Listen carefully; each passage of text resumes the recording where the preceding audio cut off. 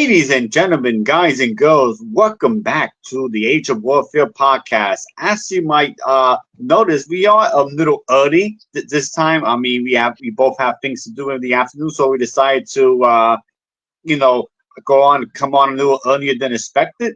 But I hope you are joining us. And don't forget, if you can't watch us, you'll be able to watch the replay after we go live. So that's always that. But anyway, today's episode will be ancient Egypt. We really take a general nice view of ancient Egypt. But before we get into the actual show, Aiden, how you doing today, my friend?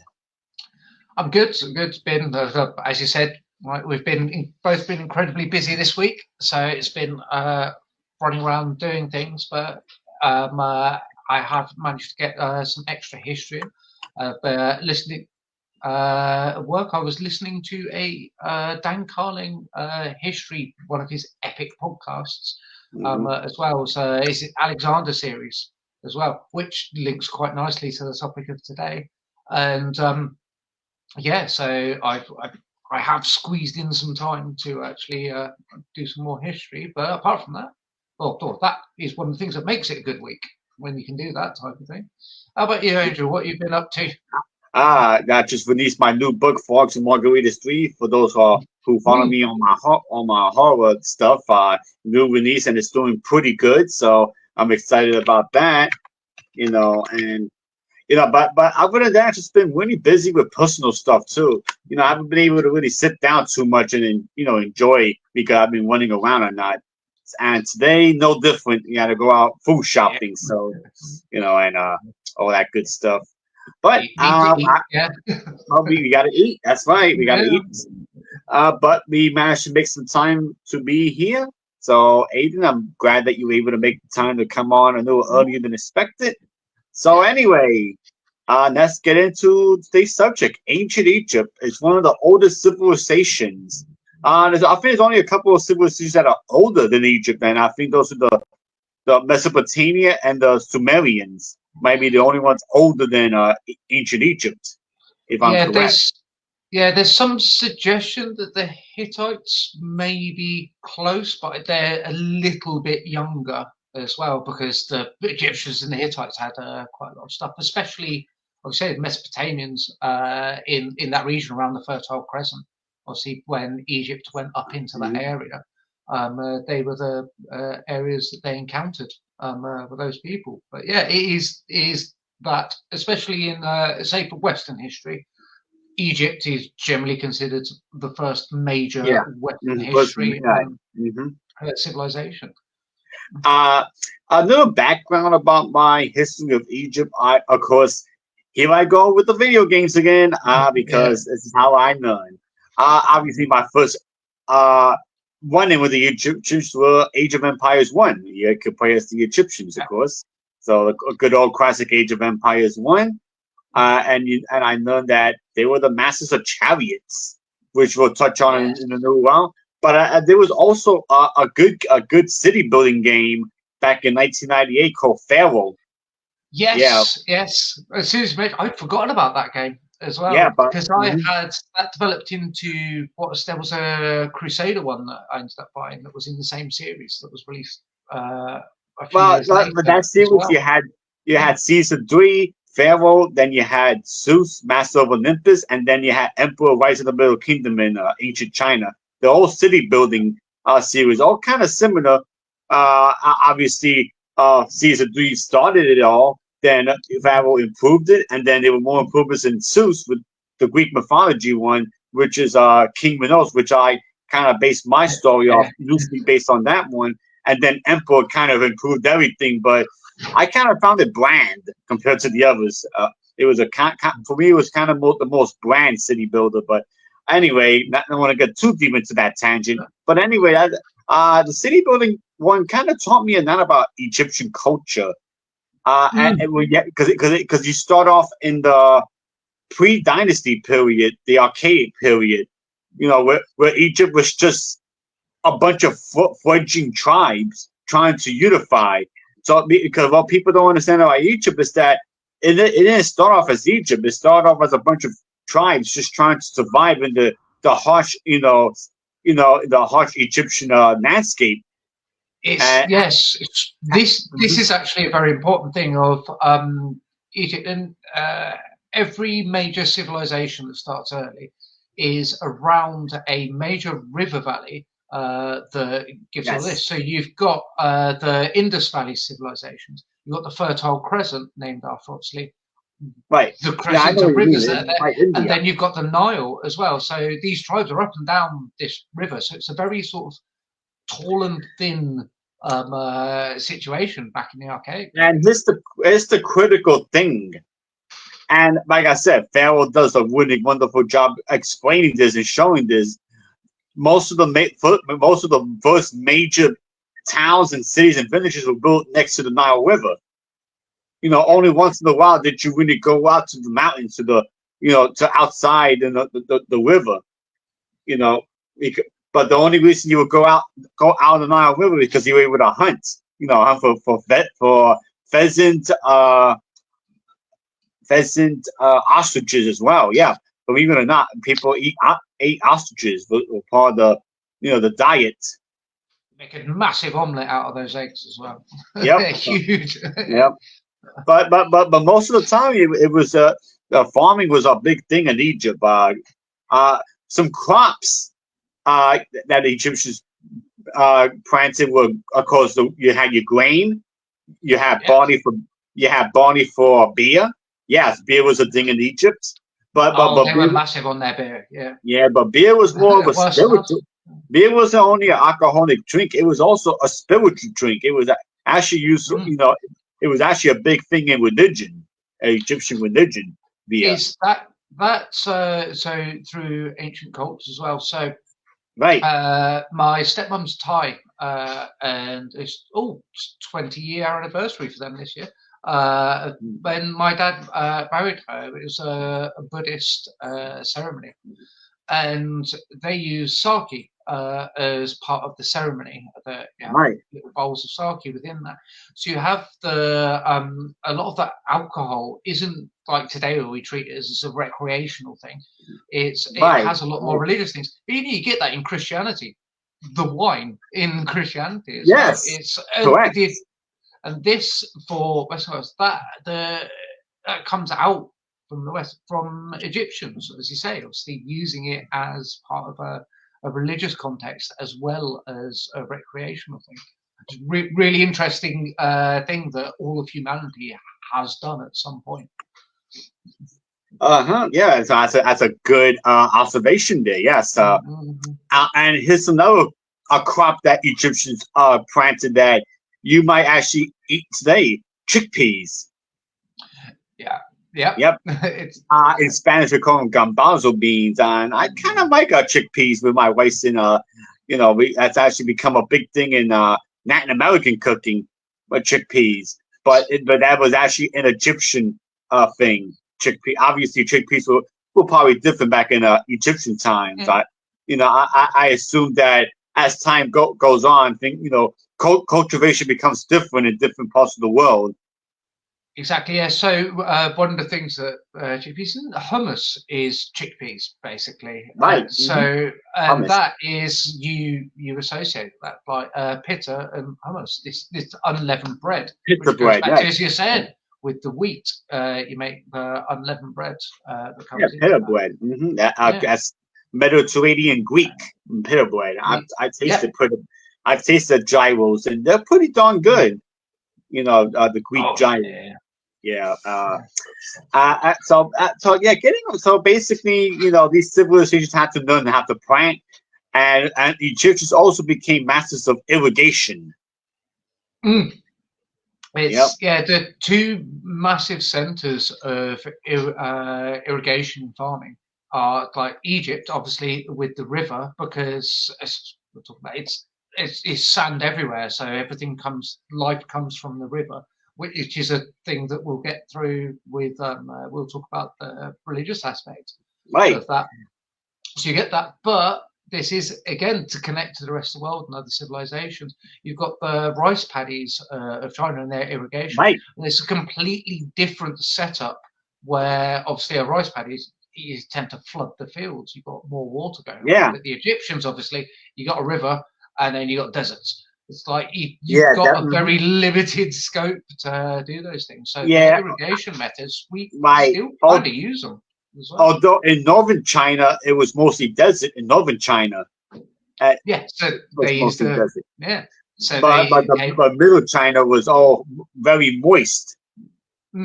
Yeah, but that's especially but you're right about Egypt. It was mostly desert. Yeah, only by the Mediterranean Sea that you have marshland where you connect the weeds. And if you know what yeah, weeds turn into, it turned into papyrus weeds. yeah. So I think I've got some papyrus somewhere. Have you ever tried writing on papyrus? Oh, I need to It, try that.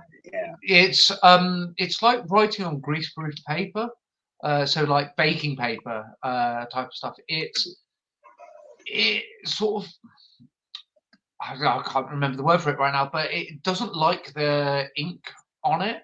You have to be very careful. So obviously with Uh-huh. modern pens, like if you use the Sharpie on it, it works. Sharpies work on everything. But if you're using, say, sort of proper inks like Indian ink, for example, Uh-huh. those types of things, it's got lots of drying time. So this Ah, then goes into people using quills. You've got this thing of quills. they've always got sand on hand to put over to help it dry. Obviously, on paper soaks things in because it's wood pulp, and wood pulp soaks stuff up. Whereas papyrus is more of a shiny texture as well. Wonder is it's great for art purposes as well because when you paint on it, a lot of paints go matte, so you get this really lovely comparative finish on it from an art perspective as well, which obviously Egyptians and art, people know about Egyptian art. It's one of their big things on it. But papyrus, as I said, you can use it in the same way you use paper, and it was used very, very long time. It was well, apart from no, I think it's even it's older than vellum uh, as well. It's papyrus is amazing. I recommend trying to get some and having to play around with it. Now, Aiden, I want people to make pay attention to the upper right corner where we have the white crown and the red crown because I'm about to get Yes, yeah. into yep, Yeah. yep, we're about to get into the idea of because it's the strange thing about Egypt. Of course, you had Upper Egypt and Lower Egypt, and people might think that Upper Egypt was the part that was close to the Mediterranean, but that's wrong. Upper Egypt is actually the southern part, the southern border of the Egyptian kingdom, close to Nubia and the Kushtites, while Lower Egypt is the part closer to closer to the Mediterranean Nile River. And so then you have the two crowns, the red crown and the white crown.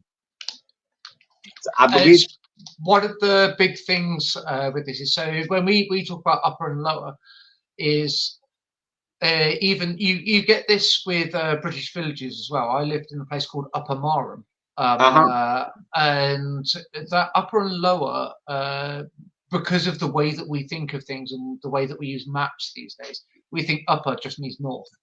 It doesn't. Upper means the source of the river that Right. the village is on. Hence why the upper is the lower thing because the source is in the south Yeah, because you see, for the Nile. because the Nile River flows into the Mediterranean.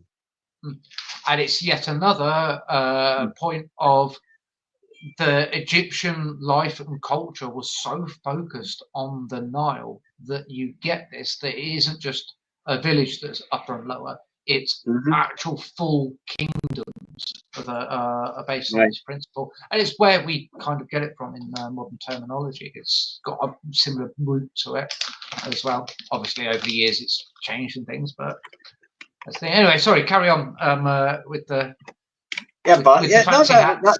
no, you actually kind of hit the point I was going to talk about. Why we say Upper Egypt and Lower Egypt is, about because it has to do with the Nile River, the way it now.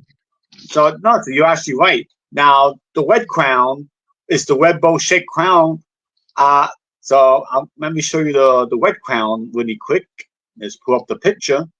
Give me a chance here. All right. Let's go to share the screen. So you get to see what the red crown looks like for people who might not be familiar with the red crown is. And here we go, the red crown. There's what the red crown might have looked like. This is obviously a replica because finding a It's, real red crown is impossible to find these days. But the yeah, red crown was worn by the kings of Noah, Egypt. This was the crown worn by the king of Noah, Egypt, or the cities like Menepha, which was close to which was actually the first capital of Egypt in the Noah kingdom, Menepha. You which know, is it modern day Cairo? For people more familiar with modern geography, Cairo's in Lower Egypt. It's closer to the estuary uh-huh. end of things. So when you think of Egypt and you think pyramids and Cairo, that's the area the angel's describing right now. Right. Yep. But the first major city was called Menepha. And it stood to be one of the biggest cities before Thebes became the next major city, Thebes, and then of course eventually after Thebes it was Alexandria that we are more familiar with. Hmm. Alexandria. Yeah, Alexander having yet another outsized impact upon that area of the world. It's So now I want to show you the opposite. Let's show off the white crown, and I suspect and the white crown is was the crown that was given to the kings of Upper Egypt, those in the closer to the source of the Nile River, Upper Egypt. so we've talked before about cross-cultural influence of when we were talking about the helmets, when we were talking about Afghanistan, and how that connection to Alexander changed the helmet style. And Yeah. while this may initially look like a bowling pin, this is very similar to the Turkish Janissaries as well. I have Yes. no idea why.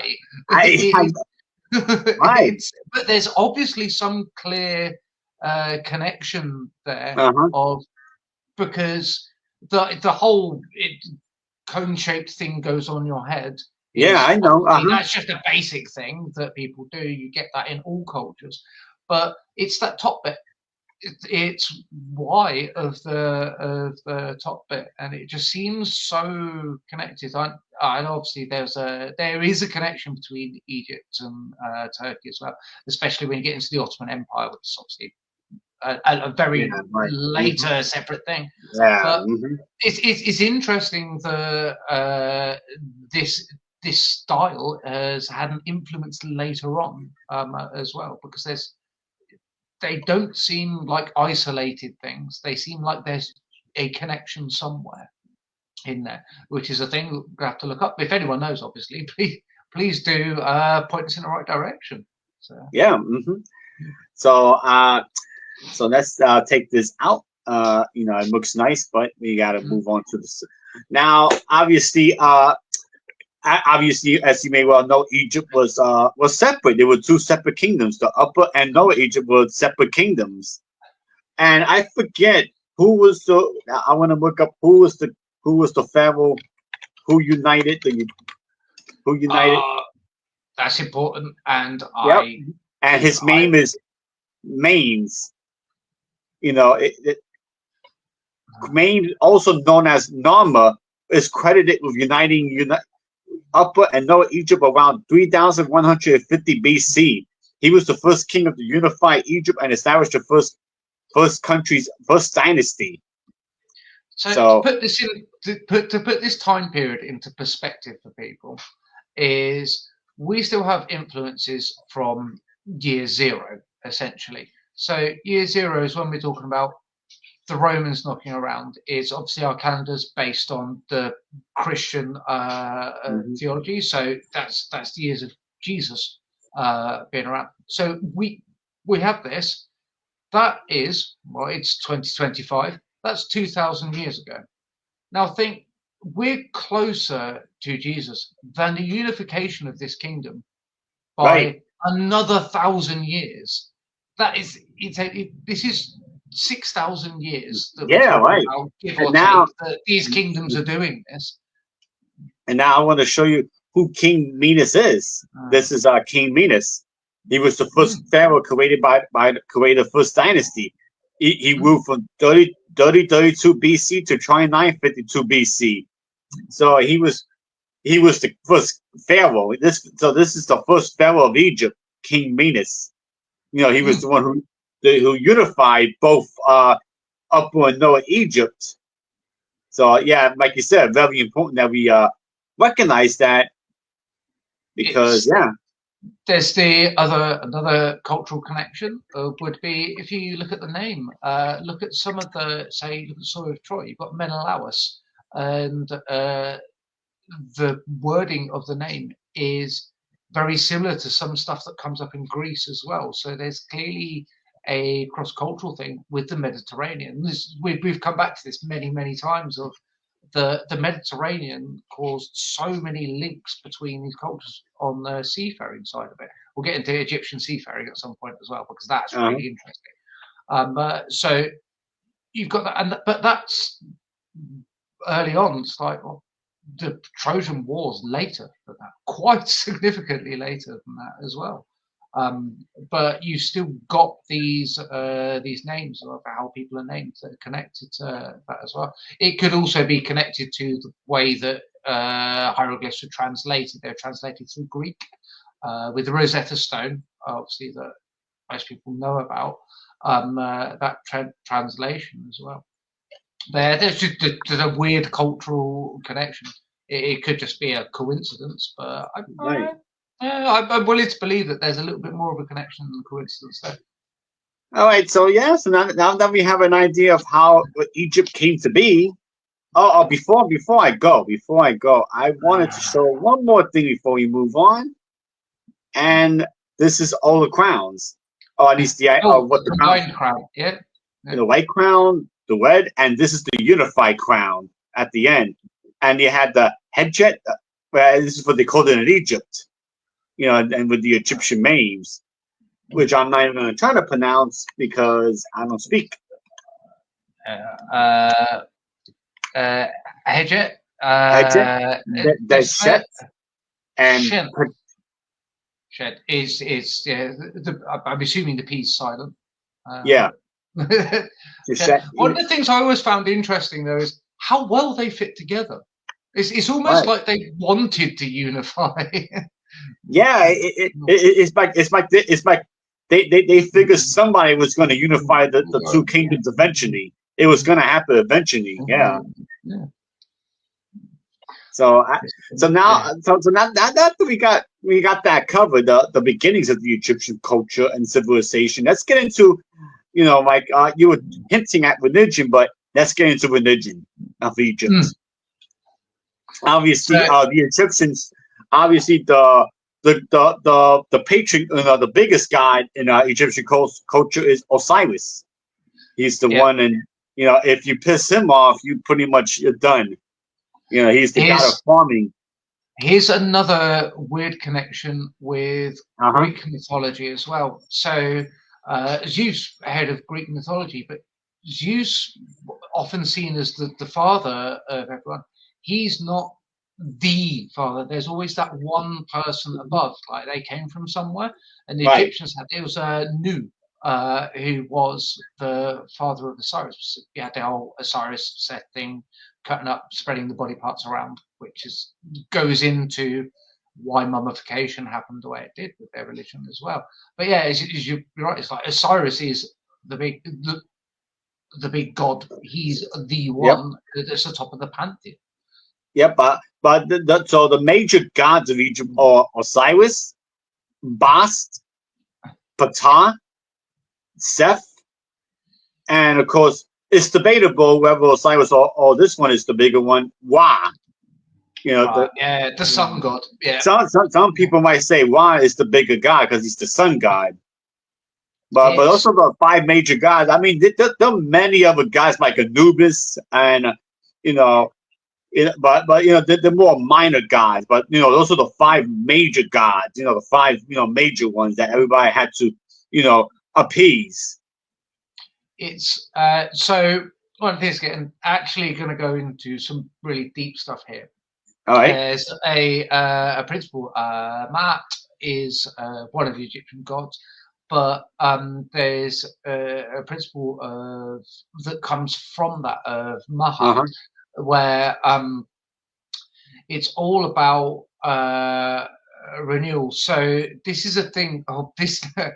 Right, this is how complicated this gets. So Uh-huh. in Christianity, you Okay. have things like Gnosticism and things like that. This idea that this world itself and how you are in this world affects how you will be in the other world. For the Egyptians, it isn't a Christian paradigm that we have where we have this and then there is another thing and then there is another thing. It was all one cycle of being through that.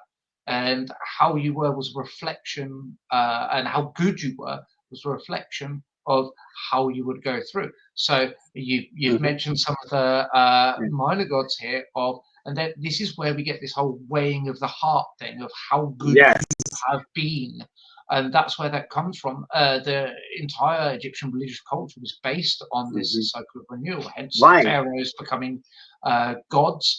They were essentially a manifestation of Osiris. Yes. You see this in later culture. Byzantines were big on this. The Romans as well. There became a thing where the emperors became their own minor deities. So you had emperor worship cults. The pharaohs were very similar. This is where we get the pyramids from. Obviously, this showcasing of everything and showing that they were part of this. But it was this idea of this continual renewal where you lived your life. Now, that continual renewal part then goes into what we talked about with the Nile, because of the floods of the Nile rejuvenated the soil. And therefore, it was that sequence of things that influenced their religious aspects of this. So you had to essentially appease the gods, as you were saying. It wasn't like the Greek relationship with gods, which was they're a bunch of pick your invective here, and we're just trying to live while they're trying to mess our lives up. This was more of you're living with them and through them. It's more of that kind of religious philosophy to it So as well. I like to think of it this way, Aiden.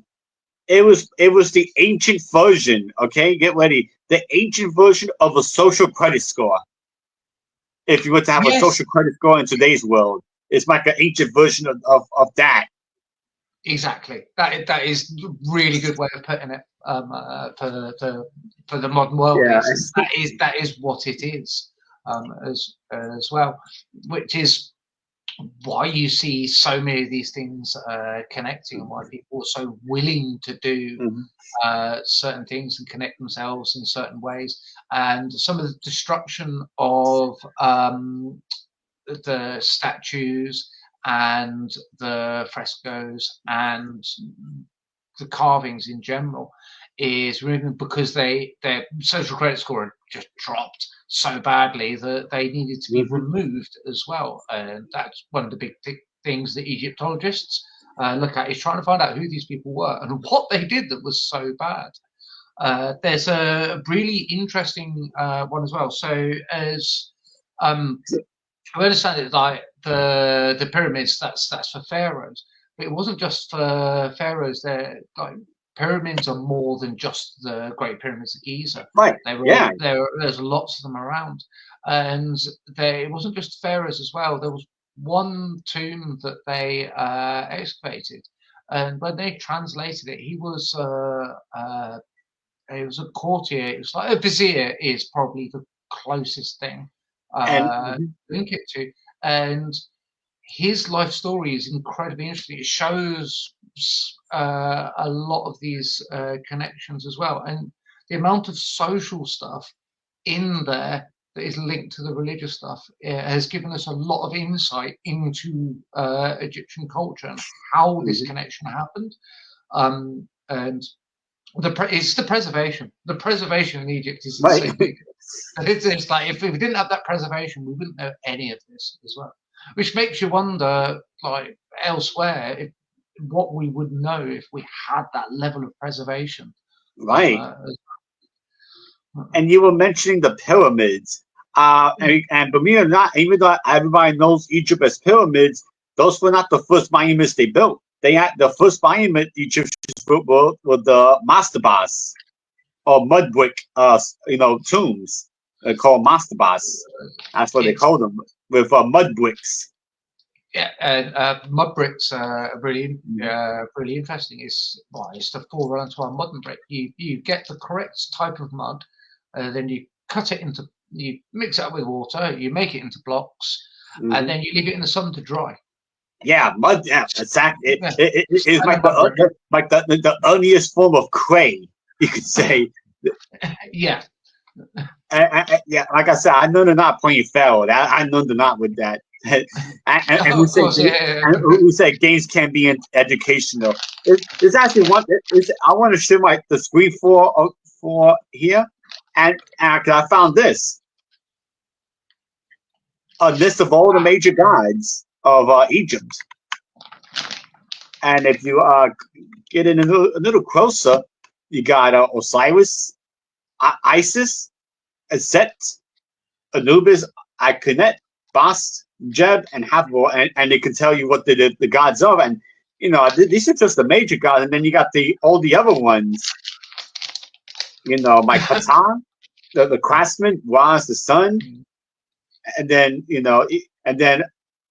Amet, the Pharaoh of the dead. You got Amet. There's some of them some of them I haven't even heard of.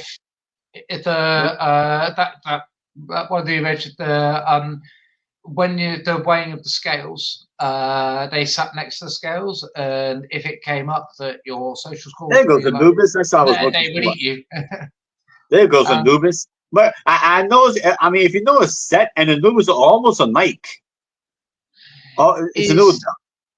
Yeah, there's one of the stories that's out there. So it's this goes into the mythology of mummies in horror lore as well, where they're trying to gather all of their body parts back. It's in the ancient Egyptian religion. All of your body parts had to be there because if that's you going to the next life. If they weren't, then you couldn't rest eternally. This goes into the Mahat thing that I was talking about earlier. And it's Set cut off Osiris's hand and hid it because he was angry, and Isis gathered the entire body parts back together. It was kind of a war between the gods. It's like there's actually one of the major parts of it of one of the gods murdered another god, cut them into many different parts, and then scattered their remains to stop them having their power as a god as well, which is absolutely like Egyptian mythology. Use mythology, it makes it easier. Is absolutely insane with some of that stuff. It's really, really super interesting when you get down into it, and then when you connect some of that Egyptian mythology to the way that we think of things now and its influences on later religions as well. Is like there's even Christianity has influences from ancient Egyptian mythology as well. There's the connection, Isis connection, and there's another one as well, but it's a side point, so I'm not going to dwell on it. But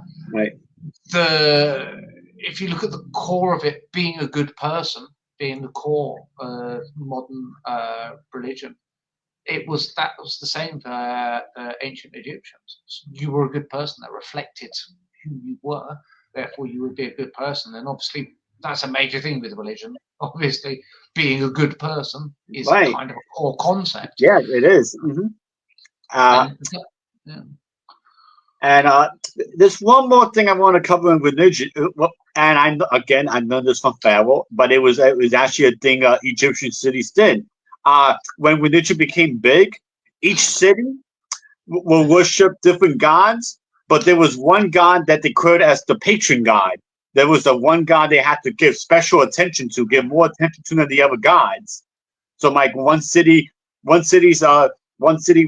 patron god would be Wa, so they will build a bigger temple for Wa, while a city closer to the Nile River might have Osiris as their patron god. You know, it's yeah, you will worship all the gods, but there was always the one god you give more respect to, called your patron god. You know, so and that was because they believed that because the reason for that was that cities that are close to like gold mines and all that, Ptah was their patron god, because Ptah is the he's the god of craftsmen and architects and resources. So he had to protect all the limestone and all that. So go ahead. One of the interesting things here as well is if you look at the headdress, look at Horus. What's he wearing on his head? Yeah, the combined crown. Yeah, right. There's you get this link between the pharaohs and the gods as well. And then I'm finishing what I was going to say. And then a city that was surrounded by enemies like the Canaanites and the Libyans and the and the Cushtites, their patron god would be Set, since Set was the god of basically like Mars, the god of chaos, deserts, and storms. So he was like Mars or Ares in Greek and Roman mythology, respectively. You had your god of war. So, but I always found that interesting, because in Roman and Greek culture, you didn't have patron gods. You just had to treat every god equally in Roman and Greek mythology. Egyptian mythology is a little different. You had patron gods. It's the only real connections that within Romans and Greeks is there were certain cities that were more linked to certain gods, like Athens and Athena. And Athena has so many different aspects, but you get sort of hints of it in Greece, but it's nowhere near to the level that the Egyptians went to with that as well. So it's that sort of thing sort of died out as such. With it, where you would you get this even in Norse mythology as well. This whole, you've got to respect all of the gods, but there are certain gods that you would respect more if you're doing a certain thing. So if you got Greek sailors, Poseidon, you would possibly make a sacrifice to Poseidon if you're going on a long sea voyage and things like that. So that's how that connects. Whereas the Egyptians were a little bit more. No, this is our patron god. Yeah, we recognize all these other ones, but this is our one. Yeah, yeah. All right, so now it's slightly different emphasis. Man, we're just burning for time here, so let's move on to military, and I'm sure you know what this is: the Egyptian Kopesh. Ah, yes, amazing. I always found the Kopesh to be a very interesting weapon, considering that while Romans and Greeks use straight edge swords, the Egyptians use like a what's the word I'm looking for? Like a curved blade kind of design. Yeah, it's got the back hook. So from a physics standpoint, this actually helps. So I've talked about the Dacian falx before, of how that curves forward because it creates more of an impact, and the design of this does actually create slightly more force. I don't truly understand all of the physics behind it, but there's a reason for it, and they're like, "Oh, this is really good, so we'll use this."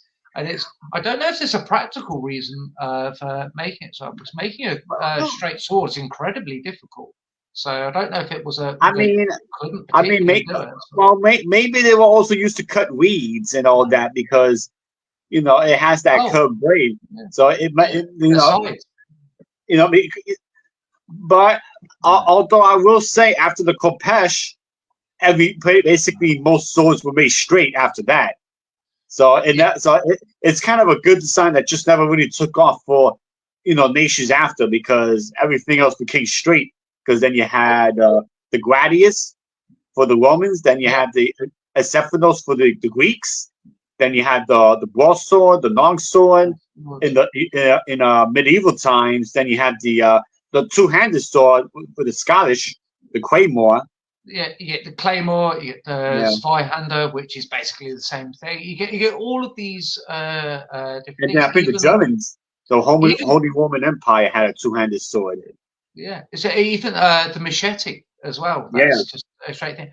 One of the things that you said though is the cutting reeds aspect of this, and this goes back to something that we've talked about before, with how a lot of weaponry is derived from just implements used for other things as well. You've got the so for example, I use the Godentag as a good example of this. The flail is another great example of this. There are things that were used for other purposes, but actually are really kind of effective in war, so we used. Right. Now, what you were saying about cutting reeds, this is all this is the blade is on the other side. So it's literally someone's gone, well, I've only got this, sharpen the other side, because it's so close to a side. It's really obvious that there's a link there in the logic. Now, obviously, people now, while the Khopesh is a popular weapon in Egypt, a lot of people recognize Egypt to be the masters of the chariots. But I want to get into why they invented the chariot, because there were three big threats in Egypt in the New Kingdom. They were the Hyksos, and obviously the Hyksos also had their own chariots. Then when they broke out our Hyksos rule, because there was actually a dynasty in Egyptian history that was ruled by the Hyksos. Oh yeah, the Egyptians got conquered by other people multiple occasions. So you got the Hyksos, I think even the Kushites might have had their own dynasty too. The Kushites. Yeah, it's you've got this. So chariots really interesting because, like in the modern world, an APC is essentially the modern chariot. It's they're originally a way of getting people to the battlefield. You even go into the way that the horse archer was used in the 100 Years' War. A lot of longbowmen were also cavalry. They used to ride to the battlefield, put the horses up, and then fight. This is where we ended up with dragoons. This is where that whole concept of dragoons are mounted infantry with the horses to get them there. So chariots is this early concept of this. Well, if we create a platform and then we get these beasts of burden to pull it, and it wasn't always horses; it was oxen. Was very oxen, right? Correct. Yeah. Now, here's the funny thing about the Hyksos. The Hyksos is literally just is simply the Greek version of the Egyptian title Heka Kasut, which means rulers of foreign lands and hill countries. That's what Hyksos actually means. The Hyksos were a group of nomadic people from Western Asia, basically Turkey. So that suggests that maybe the Hittites already had conquered Egypt because the Hittites were in Western Asia. Which goes back to the first recorded battle in human history is between the Egyptians and I believe it's the Hittites. Feel free to correct me on this. But one of the most interesting things about it is no one knows who won because the Egyptians claimed victory and so did the other side. So we don't know who won. So we've got to assume that's a draw, really, if both sides are claiming victory. But that was when the Egyptians basically got to Turkey as well. So they had this connection of we keep thinking of places in isolation. When you look at history, you go, oh, this place and just the places around it. It's not. There is a far wider connection with Egypt because once they've got to Turkey, you'll get into the Caucasian groups that have come through. Caucasus Mountains is really close. Yeah. And this is where we get into the horse archers and things. So that those groups are going both east, and then this is why China's doing what it's doing at the same time, and they're going west, and they're connecting to these groups, and it's these large, wide plains that you're moving across. And Egypt, with its large areas of sand, is going to pick up on this because we've got to move across this large, empty area. We need something fast to do that. as I said, in the modern world, we use an APC. You want to get your infantry there quickly, you're going to have to use something to move them quickly. And this is why chariots became such a big thing. And there was right, yes, and there was one more threat they needed to defend against, and I'm sure you know where I'm going with this: the mysterious sea people. Yep. yes. I love the sea people. Like, they're, as far as we can work out, they are from the west coast of Saudi Arabia going down into Yemen. That's Yep. it. That's where people think they're from. They're called the sea people because they came across that little bit of water and then turned up But and then went, all right, but cool, this country's ours. yeah, but there's also it's also debated that you have sea people that came from the other side of the Mediterranean. You Mm, know, like this suggestions that the sea people might have actually been one group of sea people might have actually been the Iberians from the Iberian Peninsula all the way at the other side of the Mediterranean. yeah, this is the, we talked Or about with the or the Mediterranean Britons. cultures having this very boat-based thing that we talked about in the last episode as well. So which links into what you're just about to say. And then the Dacians, and then some people uh, believe that the Dacians were another group of people. Were the Dacians, and the Dacians are another can of worms. Yeah, Uh, yeah. and actually, I want to share something, if I can just note it up. That is about the sea. There was a map here. Shit, I lost it. All right, hold on. Let's I see if will I be back in 2 seconds, people. okay. Let me see. I can pull up the map here. Ah, here we go. And so when Aiden comes, let me pull up the map here to show the sea people because the sea people are very interesting people. So let's share the screen here. And here we go. So basically, this what we're looking here while we wait for Aiden to come back. This is a map of the destruction of the late Bronze Age. So these are the possible routes that the sea people took. So, like I said, there was evidence of people. Some people, historians say that they came from Iberia, and then you had us, from Sardinia, Sicily, and southern Italy, and then they invaded the Greeks, and then from there, they jumped to the Hittites, and then Biblos, and then from there they came to Egypt and the Netherlands. But if you look at the arrows, then you see plenty of them coming from Sardinia, Sicily, Italy. These are all parts of the world that Egypt they didn't even know about yet. Too much later. Yes, it's one of these things. It's the late Bronze Age collapse as Right. well. So obviously, Correct. we can see obviously the Hittites are. It's in Turkey, modern Turkey, nice and clear. The there's also, as you said, there's people from other areas that are coming in. This is what I was saying before about Egypt going up to. If you look at where Ugarit is on the Yeah. map, Uh-huh. that's where Egypt was fighting up to that area Right. against the Hittites. Obviously, quite obviously, that's going to be a clash of empires. How close that is, that distance is about the same distance then north to the Caucasus Mountains, which is those groups of people. These groups coming down from Sardinia, Sicily, Italy, all of that Western European thing.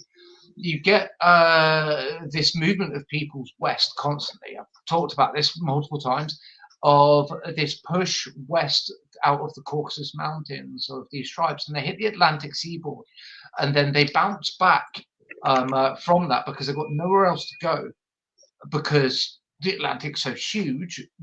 They then come back towards where these other civilizations are.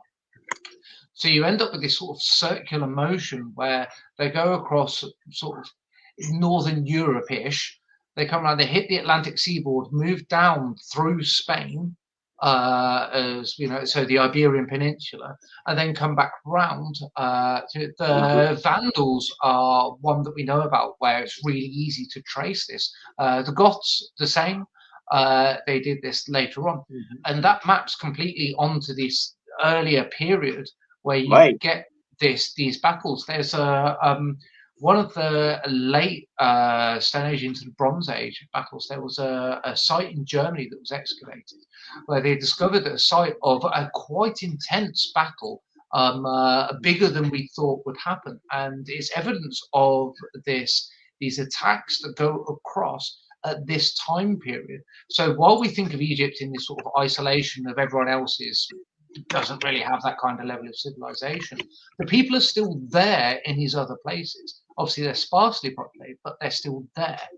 And they are going to have these conflicts because humans conflict is a given, and you get this movement down. And then as soon as you get to water, when you're moving across it and you can make a boat, you're going to start invading. Hence these sea peoples and this whole idea where you get these different groups of peoples. The sea peoples, and it's the sea peoples, not the Right. sea people. We often call it the sea people, but it's the sea peoples. To see people. Right. Mm-hmm. So Yeah. you've got this. It doesn't necessarily mean there's one group. It could be several groups coming That's together to do and that's one yeah, thing like I suggested. at the same Yes. time. Yeah. And this is why, as you're saying, this map is so important. It shows that there is this movement that people often assume doesn't happen, because in the modern world, when we look at distances, we go, "Well, you need to carve that." You don't really need that. It just takes a little bit longer to do these things. It's the time periods are extended from the movement perspective, but it still happens. You can still do these things. These things are still going to happen. The reasons behind them are still there. They just can't do them quite as fast. That's what we're seeing with all of this movement around there. But yeah, the late Bronze Age collapse as well. That absolutely destroyed all of these ancient civilizations. Hence why it's called the collapse, as well. And this goes back to the biblical plagues as well, and the volcano that erupted and absolutely destroyed the Minoans. Right. And Mm-hmm. this goes back to that period of time and those things that are in the consciousness. Even the flood, for example, there's evidence that it happens isolated, but Uh-huh. where it happened was in all of these big kingdoms of recorded things. So you see this Right. happening repeatedly across the area, and that means obviously that all of these areas were clearly connected because they've all got the same thing. The same things were happening to them. So it's that isolation of history that we've been trying to get through a lot of our series. When we did the World Series as well, showing that the whole world is doing things and they're a lot more connected than we think they are. It's just an artifact of the way that we educate ourselves about it that often isolates these areas. Anyway, And sorry, I'm going off on a massive tangent there. So, no, I know. No, but yeah. The only thing we're running out. We're starting to run out of time here, man. We might have to do another episode. oh yeah. Now, I just wanted to jump ahead to obviously to see people destroy the Bronze Age, and the Egyptian went into a decline until this man here, Ptolemy the First. Obviously, now we're jumping into the Ptolemaic kingdom of Egypt. Yep. And So this is obviously, Alexander series that we were doing. right? Yeah. Yeah. So, but obviously, there's it was a whole lot different than ancient Egypt. This was like what they call classical slash hedonistic Egypt. It is a classical slash hedonistic because of Alexander. Then came the hedonistic era in Greece. I learned about this in Rome Total War because Rome Total War has Egypt with Bronze Age units, and that is 100% wrong. They didn't. It was not a Bronze Age civilization anymore. It was, they had phalanxes like Greece, like the Greeks. They had their phalanxes and all that. So this is one of the things with Egypt as well, that it has been a consistent thing for everything as well. So you go through every single sort of imperial domination thing. So you get after Egypt is a massive imperial power. It then gets toppled by the Alexandrian conquering of everywhere. And then after the collapse of the Alexandrian kingdom, you then end up with these different areas. So Ptolemy was Autonomy, right? Alexander's closest friend, essentially. Or you could go into that a lot. We go into it elsewhere, but he was incredibly powerful. So I took Egypt because Egypt was still a very rich culture of you've got this already built massive kingdom. So you get that going on. Then you get the Romans turn up later on, and they conquer Greece. And obviously, we're talking, as you said, it's Hellenistic Greece, it's Ptolemaic. So with that, they conquer that. The grain supplies, so the benefit system in Rome for poor people was they used to hand out grain for making bread. So it was the bread doll. And that grain came from Egypt. So this goes right the way back to what we were talking about, right at the beginning of this episode, before these kingdoms even became one entire Egypt. They were doing this whole grain thing. That then supplies the Roman Empire later on. And then it moves on forward. You get the Crusades. They go through Egypt, one of the later Crusades. You then get it's the last Crusade that was actually the I've forgotten their name now. How could I forget their name? The guys who conquered Russia, Khans. How can I not remember this name? They actually end up conquering Egypt later on as well. You get there's the rebellion of the slaves who end up conquering Egypt. It's constantly changing hands. You then get Napoleon going through this way. We get the Rosetta Stone. He goes through Egypt. Right. You then go into later on the First World War, part of the British Empire. We go through Egypt. You then get after that in the Second World War. Look at the North African campaign. Egypt very prominent, the control of Egypt. Right. You then get even after that. You get the Suez Crisis in the 50s, where the US really. It was the US against the UK and France. That was everyone forgets this. The US went to war with Europe in the 50s. So you have that, and that's very important. And then going straight up to modern times, we remember when the Suez Canal and that guy on the boat turned the wrong direction and completely blocked it. And then the prices in the entire Western economy just went, nope, as well. That's how important Egypt has been. And it's been that important. Right, exactly, since about 3,500 BC. It's like the whole of human history. This has been one of the key areas of the world. Wow. Now, here's one of my biggest takeaways before we end the show. Alexandria, obviously, it used to be Manetha. It used to be the Manetha in the early days. It's amazing, right? That when Egypt started, they had their own complex religion, right? They had all these gods, their complex religion, like we were discussing.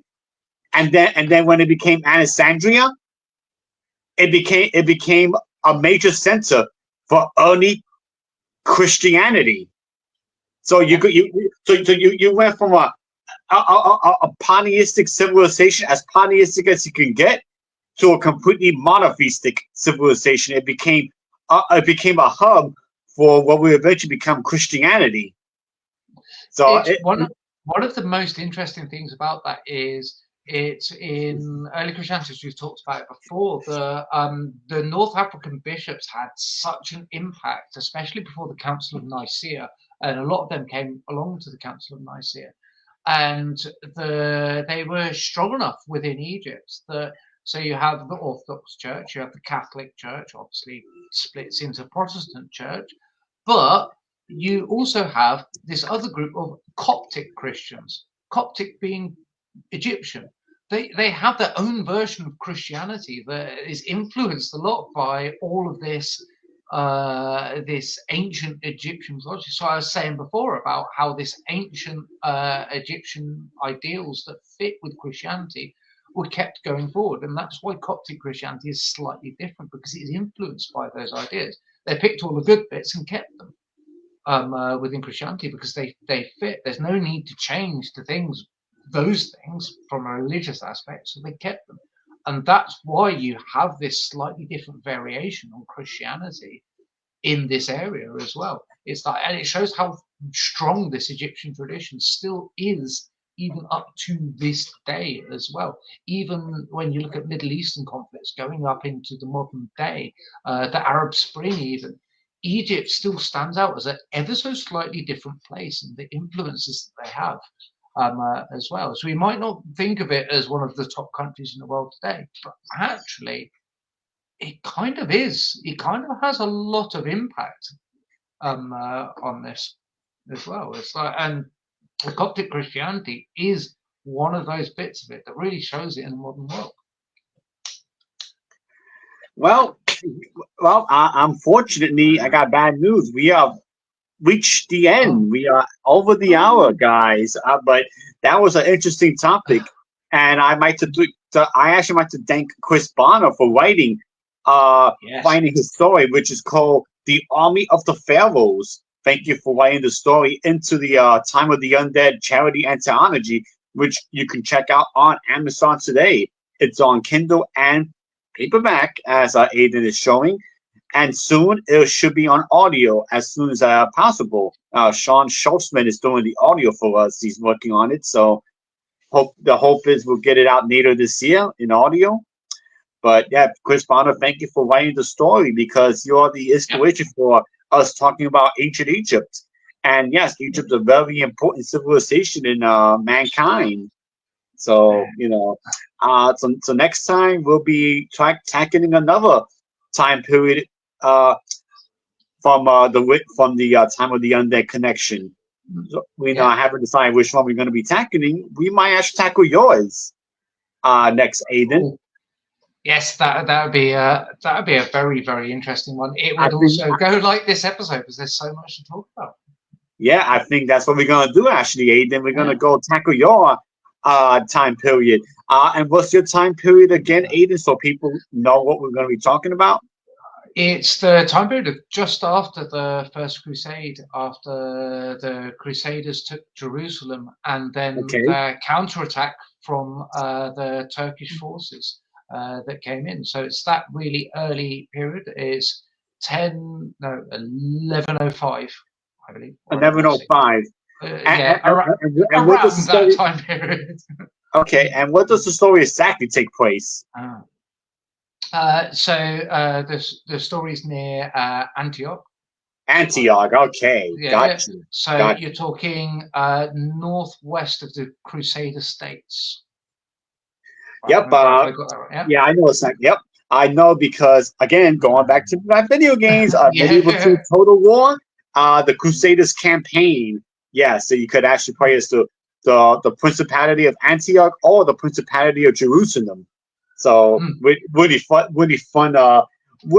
campaign until the Mongols come in and destroy everything. Mongols, that's the name of them. How did I forget the Mongols? Man, we'll talk about the Mongols one day, guys. I promise. We'll get into the Mongolians one day. Yeah. But anyway, guys, I hope you enjoyed this episode. As always, please go to our YouTube channel, the Book of Silent Podcast, like the videos, and check out everything else we have to offer. So thank you. Please also comment as well afterwards. The YouTube thing, like, share, comment, subscribe. Because even after this is ended, like I've said through this episode, I do get things wrong, and I have our socials. So if people have those answers, feel free to tell them. If we get things wrong, we would like to know where we went wrong. I mean, we're history nerds, but we're not 100% correct. So there you go. But anyway, I am Satelian Antius Maximus. That's been the Gate, Aiden Collier. And we'll see you in a couple of weeks as we dive into the Crusades. All right, guys, take it easy. Much love. Bye-bye. Hey, guys.